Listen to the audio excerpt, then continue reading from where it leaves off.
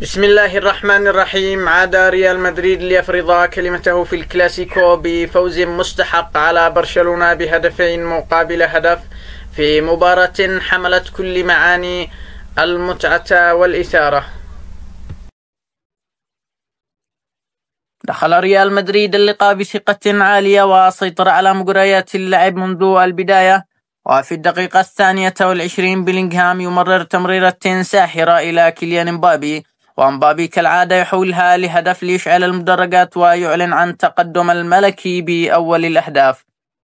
برشلونة حاول العودة ونجح في الدقيقة 38 عبر فيرمين لوبيز مستغلا خطأ دفاعي ليعدل النتيجة، لكن قبل نهاية الشوط الأول ب5 دقائق فينيسيوس يرسل كرة رائعة إلى بيلينغهام، والإنجليزي لا يرحم هدف ثاني عاد التفوق للملوك.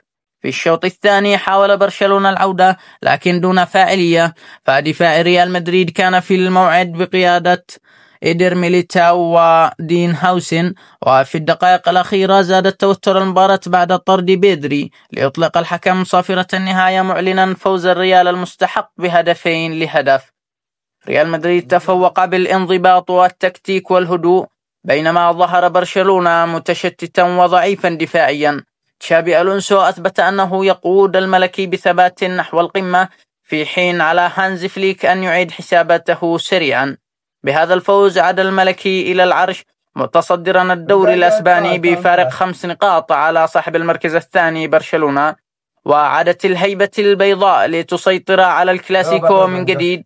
ريال مدريد لا يعرف المستحيل لأنه ببساطة خلق ليكون فوق الجميع.